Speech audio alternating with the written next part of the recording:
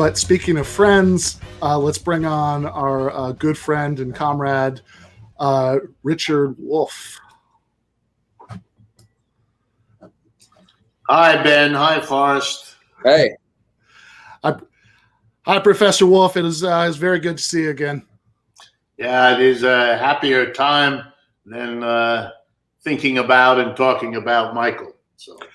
Yeah. Last time we saw each other was for one of the Michael Brooks memorial podcast episodes, and of course, I was thinking earlier today about the last time that I was interacting with you before that, which was last year.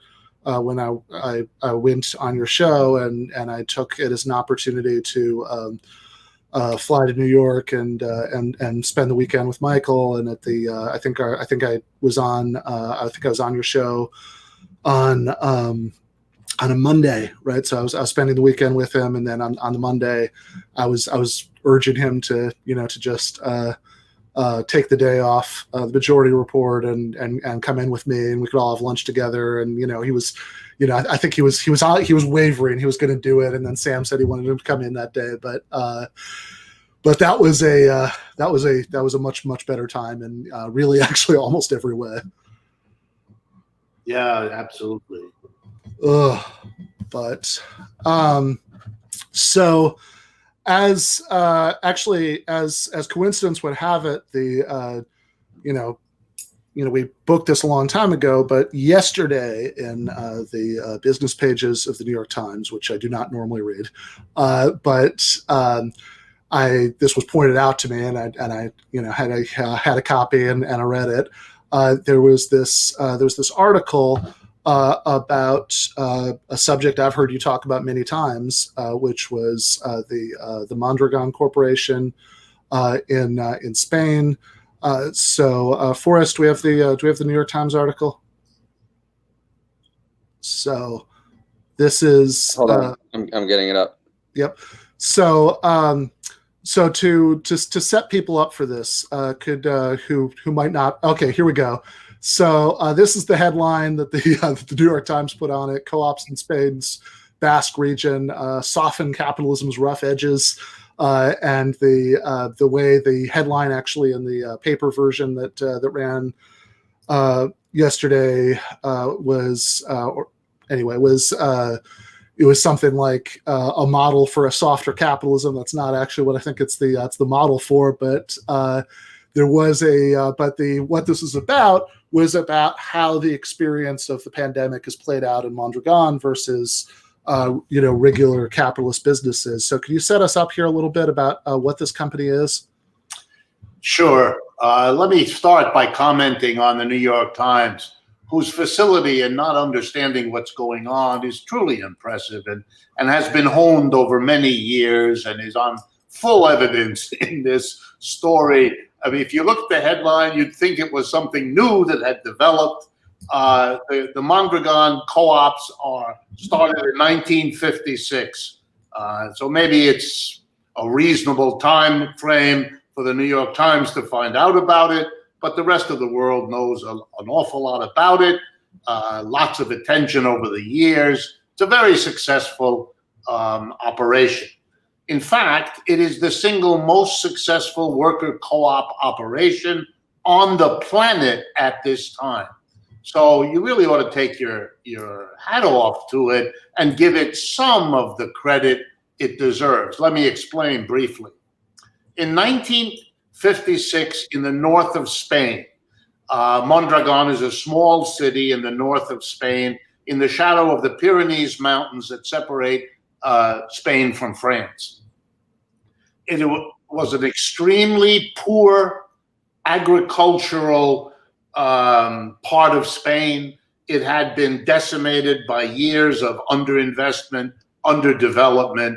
It had been savaged in the Spanish Civil War.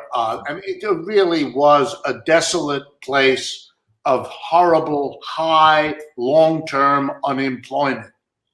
Let me underscore. Capitalism, lovely description, rough edge, had condemned tens of thousands, hundreds of thousands of people in that little corner of the world, northern Spain, to a mind-bending poverty. People didn't live very long, much beyond their 40s and 50s, on and on and on and on. Wonderfully packaged as rough edges. I want to take my hat off to the New York Times. They deserve it.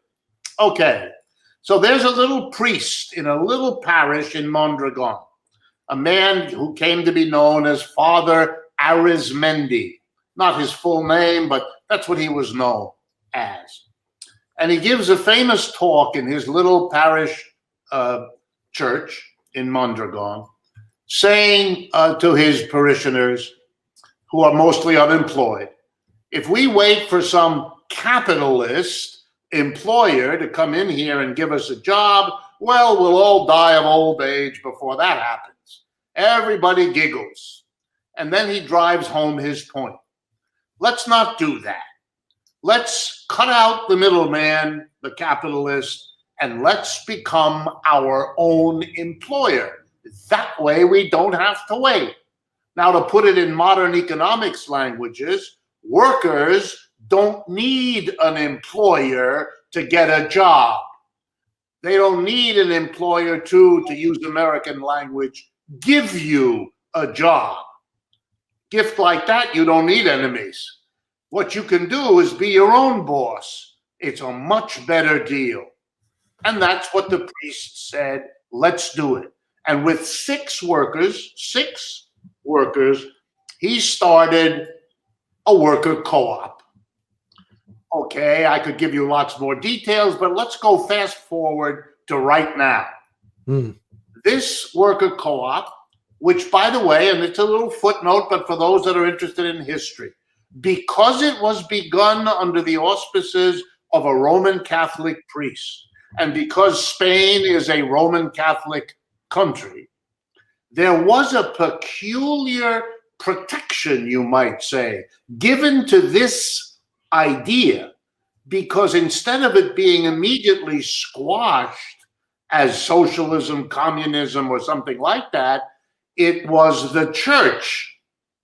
And because it was the church, even a government as right-wing as Francisco Franco, who was the power, the dictator in Spain at this time, wouldn't touch it, couldn't touch it.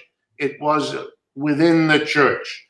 By the way, worker co-ops are a very old institution in the Roman Catholic Church. If you go look at many of the monasteries and nunneries that have existed in that institution for many centuries, many of them operated as worker co-ops. So in fact, the relationship between worker co-op and the Roman Catholic Church is another thing that I guess in 20 years, the New York Times will discover that too. But we won't wait. I've just let you in on it. We've scooped the New York Times, which, believe me, is a very low bar. Okay, so let's take it the next step, right to the present. The success of these worker co-ops was so enormous that the total number of people within what has now come to be called the Mondragon Cooperative Corporation. And for any viewers, listeners, you can go and Google it and you can find out more than you need about the Mondragon Cooperative Corporation, including filling out this history and lots of details. In any case, they now encompass more than 100,000 workers, the majority of whom are organized in a couple of hundred worker co-ops. Think of it as a little bit of a holding company, an umbrella corporation that includes a large number of worker co-ops in manufacturing, in agriculture, in services, spanning the entire range of economic activity. In their success, I want to drive this home. In their success, they have done a number of things. They started their own bank to solve the problem of credit and of providing liquidity so that new co-ops would have a place to go to get the startup capital they might need, et cetera, et cetera, et cetera. It's called the Caja Laboral, and you can learn all about it, how they set up their own bank. Across the 70-odd years that they've been in existence, they have had to compete in the Mondragon area, in the whole of Spain, in all of Europe, in the whole world. Their products are now exported everywhere. They had to compete, of course, with capitalist enterprises. Enterprises organized not with the one person, one vote democratic organization of a worker co-op, which is, by the way, not necessarily owned by the workers. That's really secondary. It's run by the workers. It's what AOC referred to in the remark to Jeff Bezos: we want your power. We want to organize and run the business. Ownership could be dispersed, but the running of it, that's got to be the workers in a kind of a prime position here, not separated from a hierarchy with a tiny number of people at the top who make all the key decisions. Anyway, they had to compete with capitalist enterprises. And in that competition, and this is so important, particularly for Americans, in that competition, let me stress it now, the worker co-op won and the capitalist enterprise lost. So if you're worried that worker co-ops cannot outproduce, cannot outperform productivity-wise, cannot become more efficient, let me relax you. Don't worry. We have a real live experience, and by the way, it's not the only one, but we have a real live experience. Indeed, a good number of the businesses that weren't as efficient as Mondragon were in fact competed out of business, and their workers were then absorbed into Mondragon, sort of the final step in that competition. Along the way, they developed their own university. I've been to Mondragon. They run their own courses. They have developed courses that show you how to start a co-op, how to finance a co-op, how to manage the personnel conflicts that develop in a co-op that are not like the hierarchical military, quasi-military organization of capitalist enterprises. So all of that has been worked out.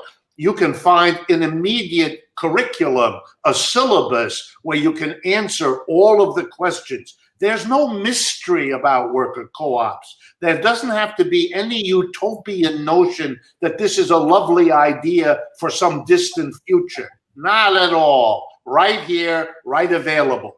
Of course, the New York Times wasn't aware and didn't carry very many stories until now, because it has something to do, I guess, for them with pandemic.